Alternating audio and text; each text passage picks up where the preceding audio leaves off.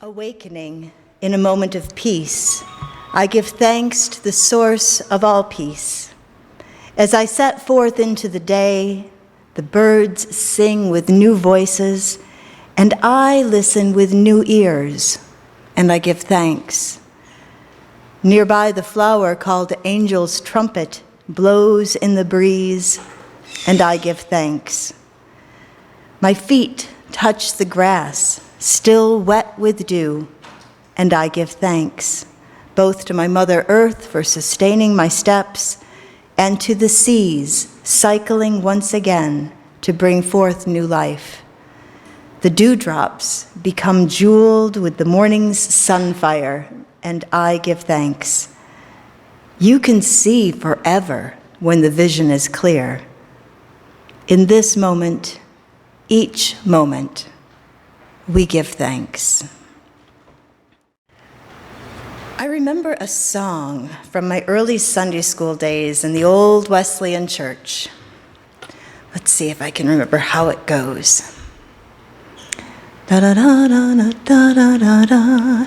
Jesus and others and you, what a wonderful way to say joy. Anyone else know that from some long ago church basement? That's why you didn't sing along. Okay. I don't remember the rest of the lyrics, but I think I retained the important part, the lesson that one's priorities should be in order, and that the proper order was the sacred, followed by others, and finally, ourselves. Maybe it was the times, a countercultural stance amidst the looking out for number one, me culture. The message was clear, and clearly I absorbed it, and it has guided my life. Don't be selfish. Put others' needs first. Follow that which is of ultimate importance to you. When I got a little older, I was taught another song that gave the theological foundation for putting the sacred first. Seek ye first the kingdom of God and his righteousness, and all these things shall be added unto you. Alleluia, alleluia. Now, aside from the alleluia part, the text of that is actually the King James Bible version of Matthew chapter 6, verse 33.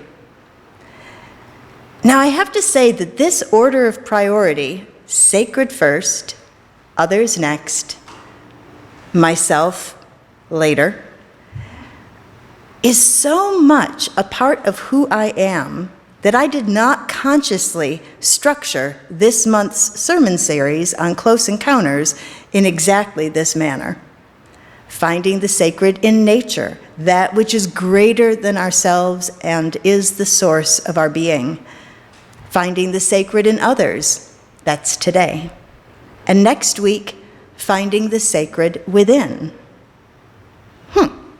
Jesus and others and you, what a wonderful way to say joy. Well, we're not following that exact formula today, although you may indeed find the ultimate, the source of your being in Jesus or in other prophets. As Unitarian Universalists, we believe that there are many ways to name the source that sustains us. And 2 weeks ago, we named that source as nature. And whether or not you personally find nature to be the actual source that sustains you, or if it is perhaps a pathway or a threshold that invites you to consider something greater than yourself, we can find actual common ground when we open our hearts, our minds, and our doors to the natural world. Today we are going to look for, maybe even find, the spark of the sacred, that which is of ultimate worth in others, and specifically in other human beings.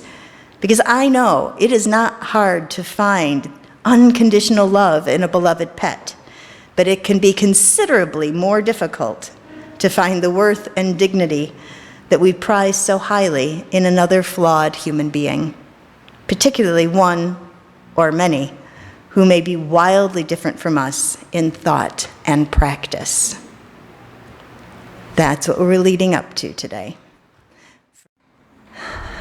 An anthropologist proposed a game to kids in an African tribe. He put a basket full of fruit over near a tree, and he told the kids that whoever got there first won the whole basket of sweet treats. When he told them, ready, get set, run! They all took each other's hands and ran together. And then they sat down together to enjoy the treats. When he asked them, why did you run like that? One of you could have had it all. They said, Ubuntu. How can one of us be happy if all the other ones are sad? Ubuntu in the Xhosa culture means I am because we are. I taught communications for many years, and one of the hardest things for my students to understand was how one's culture creates the type of human that we become. Ubuntu is an example of the expectations of a collectivist culture as opposed to an individualist culture like the United States. A collectivist culture prioritizes the well-being of the group, the collective. We can see collectivist cultures most often in non-Western countries, like some African and Asian nations. Most Western or Western-influenced countries exhibit an individualistic culture where personal attainment is a priority.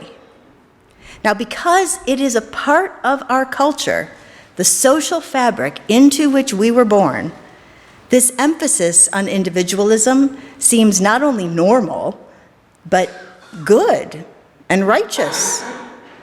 It must be the divine plan for humanity. Now, we might not call it that, but we act like it's true. And if you have any doubt about the veracity of that statement, simply begin a conversation in a mixed group about the optimal size and function of government, and you will get a taste for the impassioned, values-based reasoning on both sides. So think about how our language underscores the assumptions and expectations of an individualistic society. We talk about pulling oneself up by their bootstraps, or severing family ties by cutting the apron strings. Ubuntu can be found in South African sources as early as the mid-1800s. And in the 1950s and 60s, it came to define South African humanism. In 1999, Desmond Tutu defined Ubuntu as a theology or philosophy that makes a person open and available to others, affirming of others, a person who does not feel threatened that others are able and good. This way of living is based from a proper self-assurance that comes from knowing that one belongs to a much greater whole and is diminished when others are humiliated or undermined, when others are tortured or oppressed.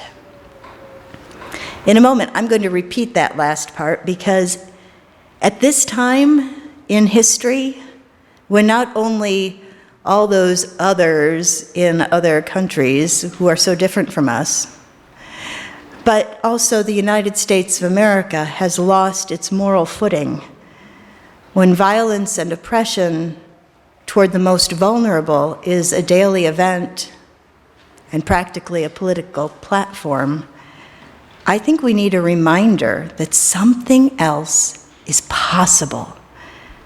You see, it was the collectivist commitment to Ubuntu that was instrumental in overthrowing apartheid in South Africa. So listen again and go ahead and let there be a spark of hope in your heart. It's okay. We're all in here together. You can have this moment of hope.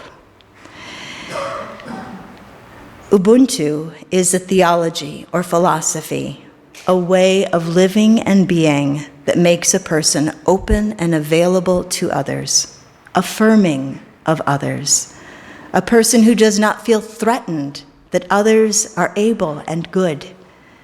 This way of living is based from a proper self-assurance that comes from knowing that one belongs in a much greater whole and is diminished when others are humiliated or undermined, when others are tortured or oppressed. At the memorial service for Nelson Mandela, President Obama said, "There is a word in South Africa, Ubuntu, a word that captures Mandela's greatest gift, his recognition that we are all bound together in ways that are invisible to the eye, that there is a oneness to humanity, that we achieve ourselves by sharing ourselves with others and caring for those around us." So here's another powerful example of Ubuntu. When someone does something harmful, they are taken to the center of the village where the whole community comes and surrounds them. And for 2 days, the community members will say to that person all the good things that they've done, because they believe that every human comes into the world as good, and each one of us only desires safety, love, peace, and happiness. But sometimes in the pursuit of these things, people make mistakes. The community sees those mistakes as a cry for help. They unite to lift the person, to reconnect them with their true nature, to remind them who they really are, until they fully remember the truth of which they had been temporarily disconnected. I am good. I know it all sounds too good to be true. And maybe we are right to be skeptical. After all, the culture, the very fabric of life, the water we swim in, has taught us that it is every person for themselves. You know, you create your own reality. Suck it up, buttercup. And this is where we have the opportunity to be countercultural. We can acknowledge that there is another way, a way that is based in mutuality and compassion, and that celebrates the great oneness that binds us. And that this way has the power and potential to overthrow systems of violence and oppression. And if you doubt that, then go home, not now, after church, go home and open up from your giant collection that you bought at some point in your life, maybe, from your 1994 edition of the Encyclopedia Britannica. And when you find the right page, read about the end of apartheid in South Africa. Raise your hand if you were alive in 1994. Okay, so you witnessed the power of Ubuntu. You saw it happen. It happened in the world. There it went. You witnessed the power of compassion and mutuality to effect change for the benefit of humanity. Wow. So later, when you're home and you're listening to the radio or you're watching television, and the people with their mouths moving and saying things start getting you down and you want to hunker down and hide, remember that there is power in the collective goodness of the human spirit. There's power to bring down those systems that are destructive to humanity. And it all starts with being just a little bit countercultural. I know. You're feeling overcome with hope, right? I can do something. I am not powerless in this situation. I can be part of the energy of this collective notion that we're in it together and we can do this together. Whew. I think you need a little breather to let that hope settle into your whole being as we continue to lift up and celebrate our collective power and potential. So I'm going to let you rest a second while we take the offering. Our Acting Director of Faith Development, Angela, will now share a story with us. This is called The Monk and the Scorpion. Can you hear me? Okay, I've never used this thing before. Once a monk sat on the banks of the Ganges River with one of his students. As they watched the water flow by, a large scorpion making its way along the steep banks fell into the water and began to struggle and drown. Without hesitation, the monk reached in and pulled the scorpion from the water. As he placed it on the bank, it stung his hand. Several minutes later, this same scorpion fell again into the river and commenced to drown. Again, the monk reached in and again was stung as he set the scorpion on the bank. A third time, the scorpion fell, and a third time, it was retrieved by the monk with the same results. The student could no longer restrain himself. "Master," he asked, "why is it that you keep saving that beastly scorpion from drowning? Can't you see that it's just going to sting you?"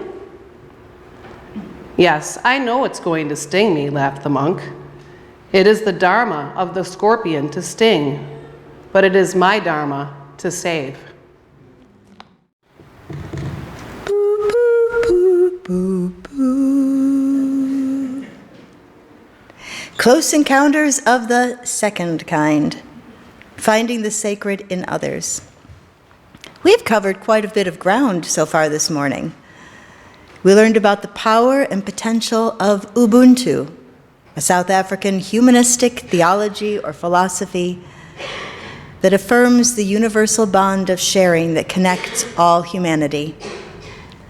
But Ubuntu isn't just a theology or philosophy that stays at the thinking level. It is a way of living, a way of being, maybe a dharma. And when it is embraced, it can affect tremendous change that benefits everyone, including the most vulnerable. Finding and affirming the sacred in others through a practice of Ubuntu, a practice of loving kindness, brings hope to a sometimes hopeless world. Maybe I should have just ended the service there. But of course, that would have only been one side of this close encounter. So then we heard the story of the monk and the scorpion. And I'm going to be honest, I don't like this story. Some days it feels like I am a monk in a river of scorpions. And the story seems to be saying, tough beans about all the stinging. You can't change the nature of a scorpion. But the example of using the way of Ubuntu to call someone back into relationship with the collective would tell another tale. So what are we missing here? Well, you've probably already figured out that Ubuntu is simply a way of living in covenant, a community agreement about how people will be with one another.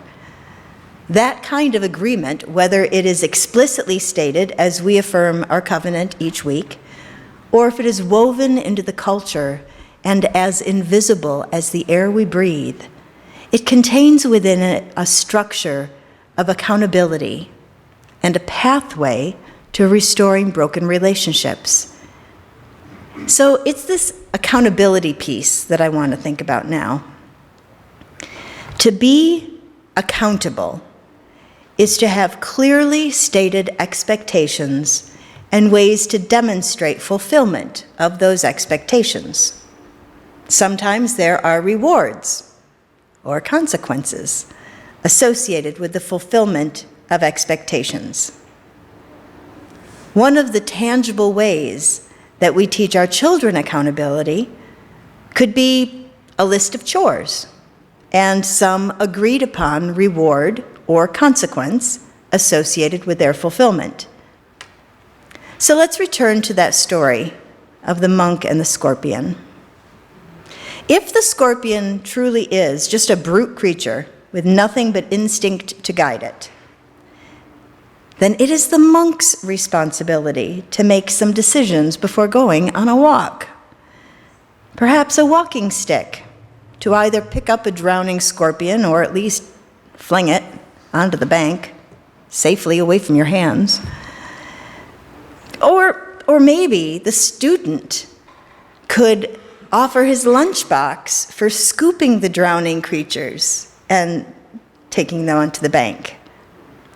And if those won't work, would it be okay for the monk to decide to just take his walk elsewhere, knowing that it is possible that a random scorpion may potentially fall into a water system somewhere while he's not looking, while he's out enjoying a nice, walk in the woods behind his church? Just avoid the whole situation. To whom or what are we accountable? These are not easy questions, and that is likely the point of this Buddhist parable. To whom or what are we responsible and accountable? So let's return to the idea of covenant. A covenant is an agreement, not a pronouncement, not a dictate. Bless you. A covenant is entered into by equal parties. The monk and the scorpion have no such agreement. But the villagers who engage in Ubuntu are enacting the agreement of a collectivist culture. We will take care of one another. We will hold one another accountable, but we will do so with compassion. We see in one another an essential goodness. We see in one another an essential goodness. We see in one another a spark of divinity. Does that remind you of a word? Hindu? Namaste. The light in me recognizes the light in you. That is a beautiful expression of finding the sacred in others, embracing and celebrating their inherent worth and dignity, the imago Dei, seeing the image of God in another, no matter how different from us they may be. I am because we are. Finding the sacred in others is a gift that we give, not a need that we fill. It is different from seeking the sacred in others.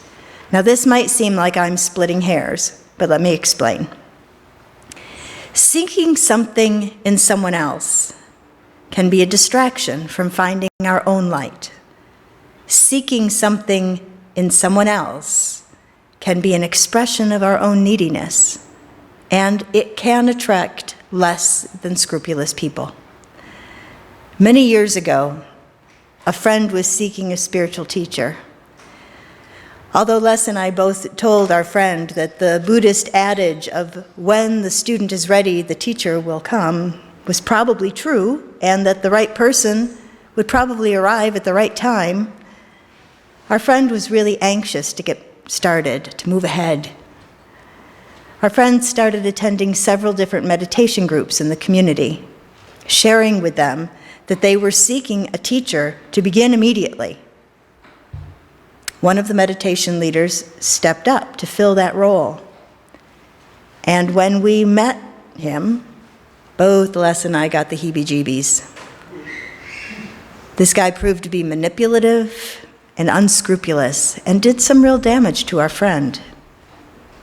When we seek something in others that is based in a neediness, whether it is a spiritual or emotional, business, romantic, whatever kind of relationship, if we are searching for that in someone else to fill our own cup, we open ourselves to harm. The pagan author Starhawk writes, "If that which you seek you find not within yourself, you will never find it." Wait, did I say that right? If that which you seek you find not within yourself, you will never find it without. We find the sacred in others when our hearts and minds are open and we retain our separateness. In his writing on partnership, Ralph Blum encourages the seeker not to collapse into union with another. For true partnership can only be achieved by separate and whole beings who retain their separateness, even in unity and uniting. He writes, "Remember to let the winds of heaven dance between you." Finding the sacred in others is a close encounter of the second kind. Having discovered our place in the family of things with a close encounter of the first kind, a close encounter with life, with nature, with the great web that connects us all, we begin to understand what Mary Oliver writes in one of my most favorite poems, Wild Geese. "Whoever you are, no matter how lonely, the world offers itself to your imagination, calls to you like the wild geese, harsh and exciting, over and over, announcing your place in the family of things." Your place in the family of things. Your place in the community of all life. Your place in the great we of the web of mutuality and reciprocity that we seek to enact in this great experiment that we call Unitarian Universalism. A place where your inner light is seen and nurtured and joined with other sparks to create a flame that brings light to a darkening world. We are here to remind one another that even when we make mistakes, our essential nature is goodness, and that we are accountable to and responsible for the health and vitality of our own souls and the collective soul of this community.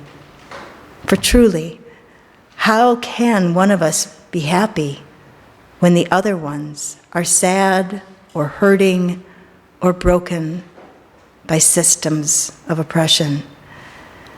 We find the sacred in one another, and we see our own potential mirrored in one another's eyes.